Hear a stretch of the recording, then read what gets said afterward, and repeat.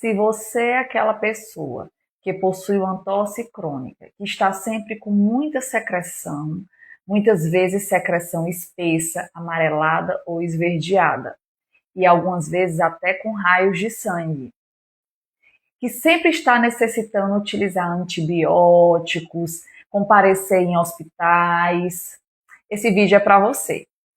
Você pode estar diante de uma condição chamada bronquiectasia, que é uma alteração na estrutura do pulmão, na qual predispõe a infecções respiratórias de repetição. É uma condição que pode ser adquirida ou congênita, ou seja, de origem genética em que a pessoa já nasceu com aquele problema. Mas saiba que ao diagnosticar é possível tratar e controlar. Se você conhece alguém com essas características, envie esse vídeo.